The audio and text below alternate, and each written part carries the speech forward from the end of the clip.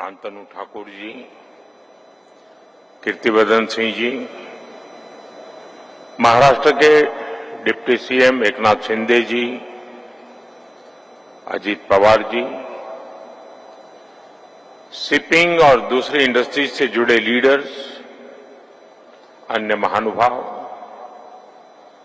देवी और सज्जनों, साथियों, मैं आप सभी का ग्लोबल मैरीटाइम लीडर्स कॉन्क्लेव में अभिनंदन करता हूं।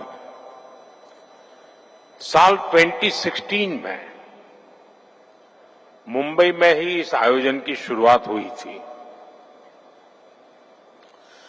और ये हम सभी के लिए खुशी की बात है कि आज ये समिट एक ग्लोबल इवेंट बन गई है।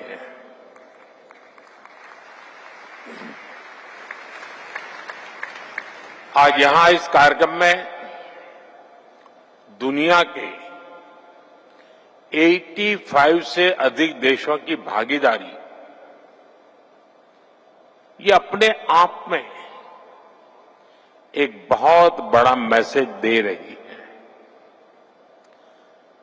शिपिंग जायंट्स, उसके सीईओ से लेकर स्टार्टअप्स तक और पॉलिसी मेकर से लेकर इन्वेस्टर्स तक इस समय सभी यहां मौजूद हैं।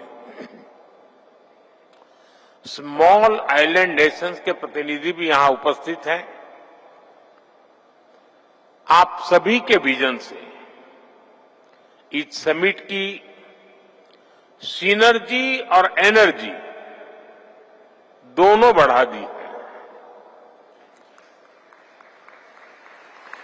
साथियों, अभी यहां शिपिंग सेक्टर से जुड़े कई प्रोजेक्ट्स का शुभारंभ हुआ है।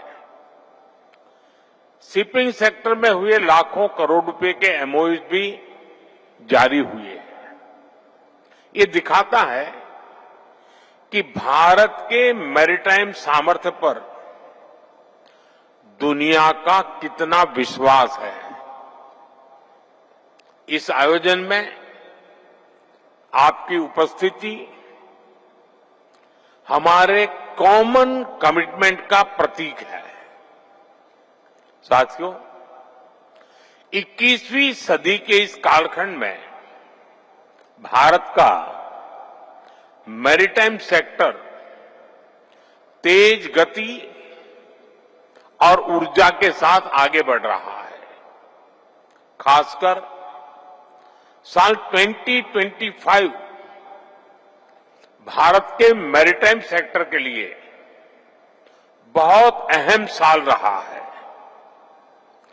मैं इस वर्ष की कुछ खास उपलब्धियों का जिक्र आपके बीच करना चाहता हूं। विजिंजम पोर्ट के रूप में भारत का पहला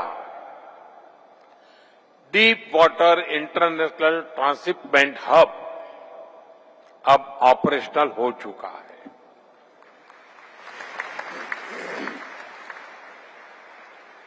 कुछ समय पहले ही दुनिया का सबसे बड़ा कंटेनर वेसल वहां पहुंचा।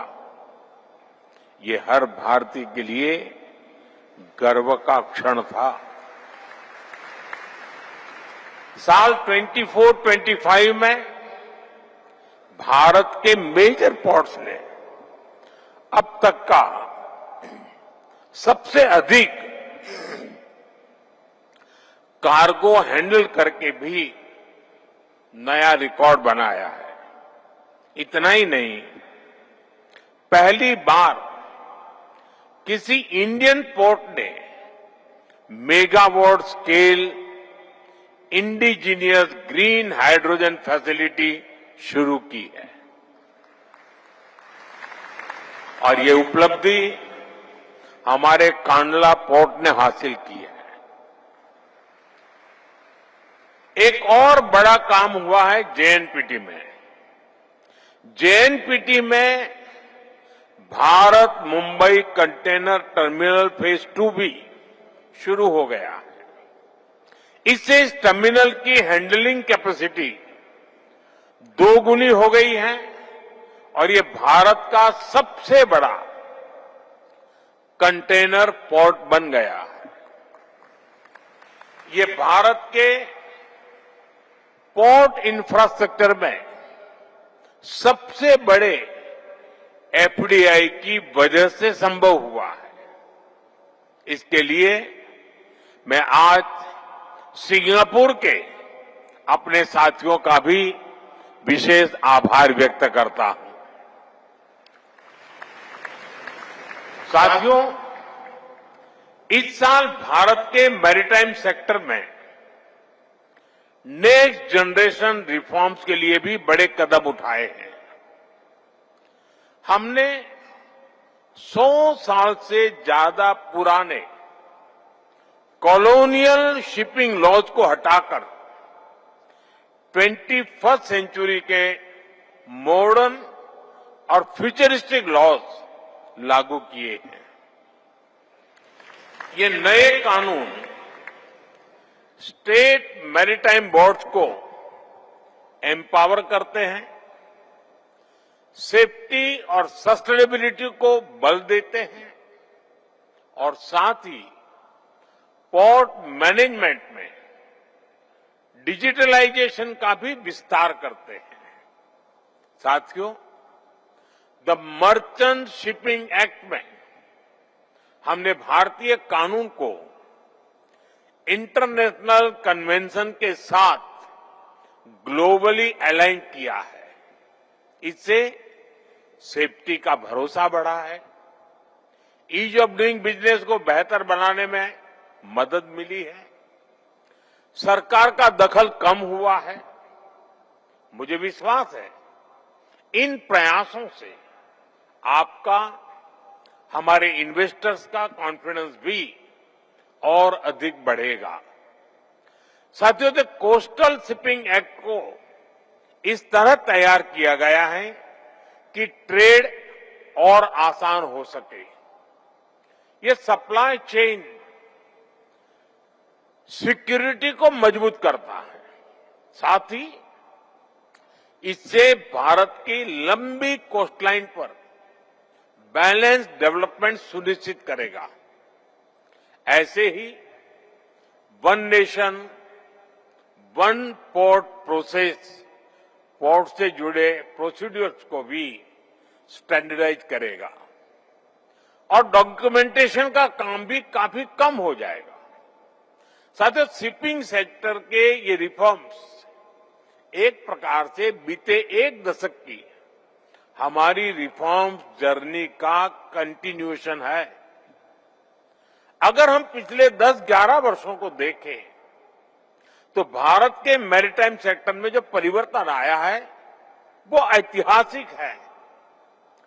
मैरीटाइम इंडिया विजन के तहत 150 से अधिक नए इनिशिएटिव शुरू किए गए हैं। इनसे मेजर पोर्ट्स की कैपेसिटी लगभग दोगुनी हुई है, टर्न अराउंड टाइम में भारी कमी आई है, क्रूज टूरिज्म को भी नई गति मिली है।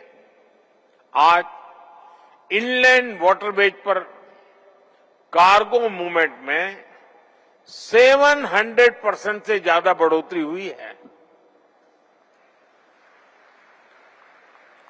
ऑपरेशनल वाटरवेज की संख्या 3 से बढ़कर 32 हो गई है।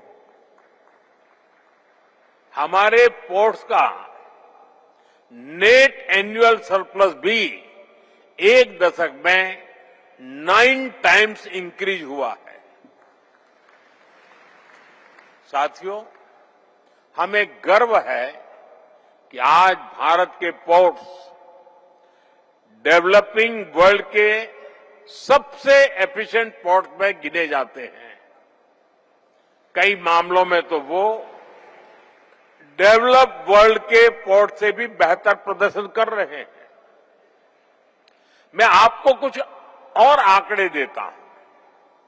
आज भारत में एवरेज कंटेनर ड्वेल टाइम 3 दिन से भी कम रह गया है। ये कई विकसित देशों से भी बेहतर है। Average vessel turn around time 96 hours से घटकर सिर्फ 48 आवर्स रह गया है।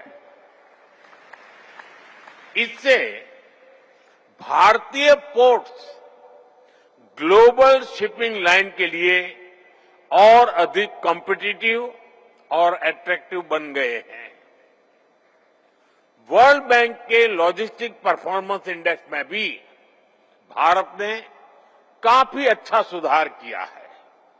और साथियों, शिपिंग सेक्टर में, ह्यूमन रिसोर्स में भारत अपना परचम लहरा रहा है। भारत के सीफेरर्स की संख्या पिछले 1 दशक में 1.25 लाख से बढ़कर 3 लाख से ज्यादा हो गई है।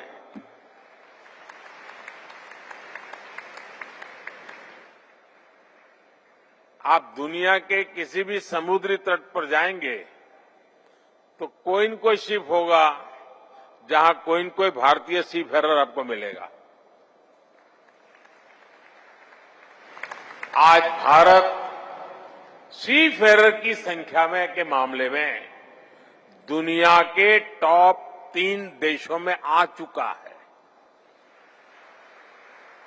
साथियों, 21वीं सदी का 1/4 हिस्सा बीत चुका है। इस सदी के अगले 25 साल और भी अहम है।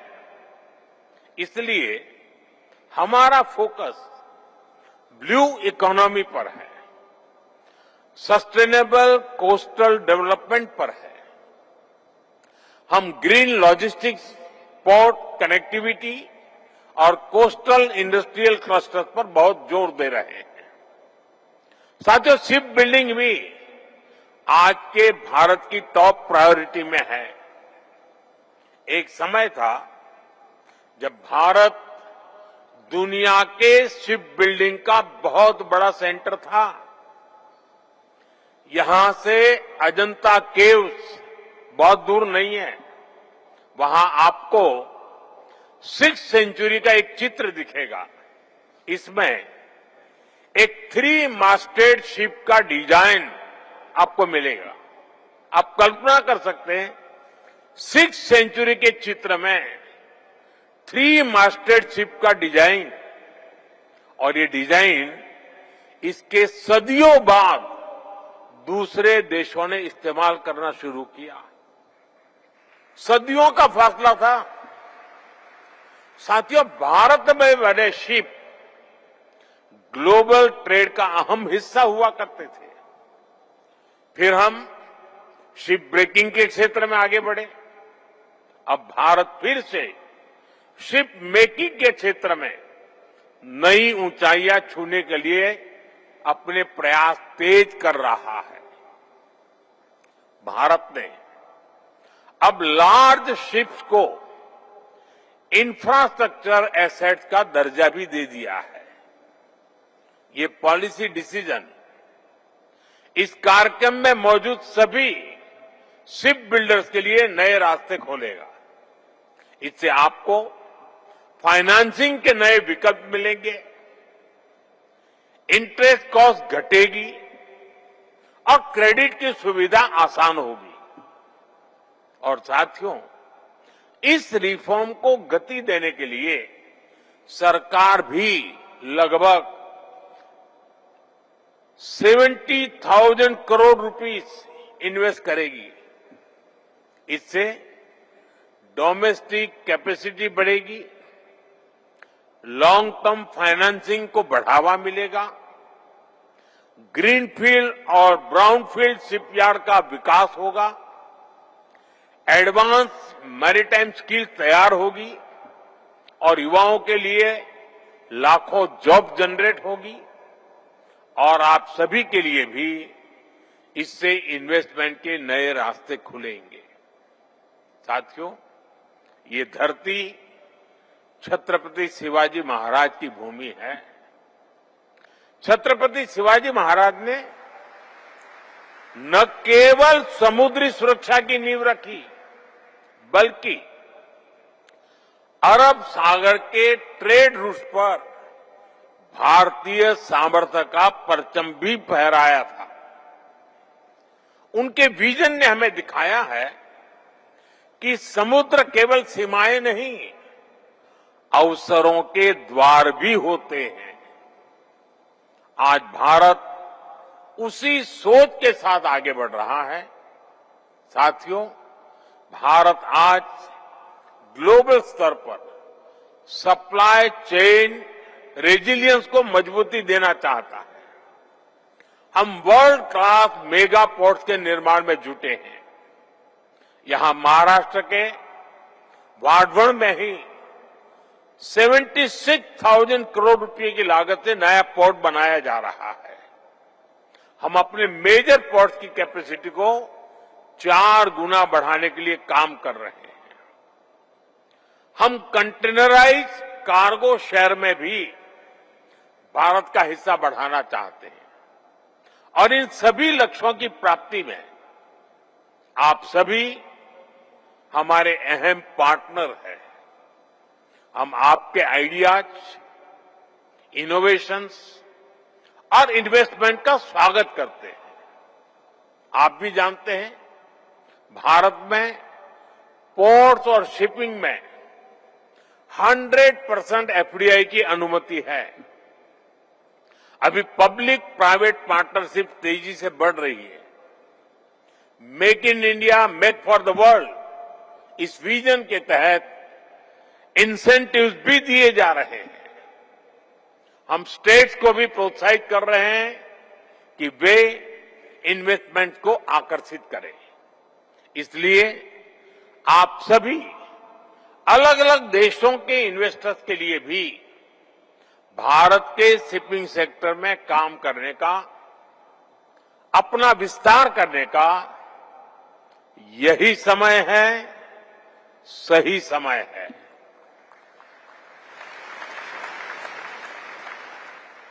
फ्रेंड्स, भारत की एक और विशेषता है, हमारी वाइब्रेंट डेमोक्रेसी और reliability. When the global seas are rough, the world looks for a steady lighthouse. और भारत ऐसे लाइट हाउस की भूमिका को बहुत मजबूती से निभा सकता है।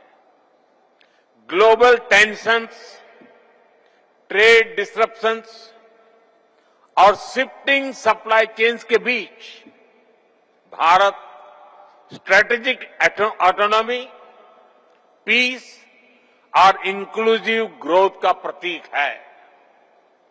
हमारे मैरीटाइम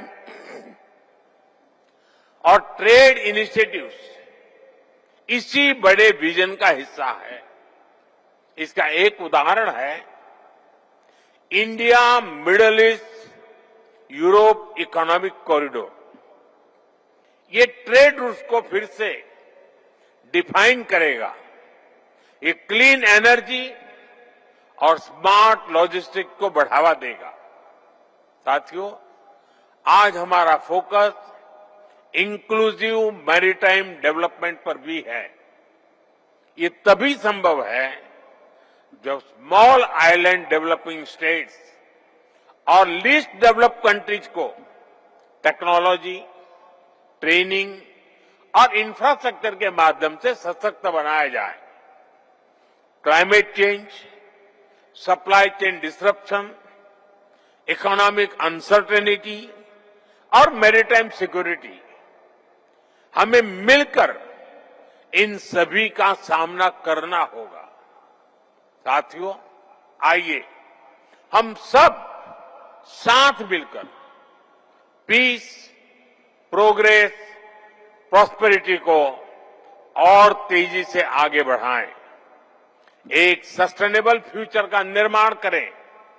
एक बार फिर आप सभी का इस समिट का हिस्सा बनने के लिए अभिनंदन। आप सबको बहुत बहुत शुभकामनाएं। Thank you.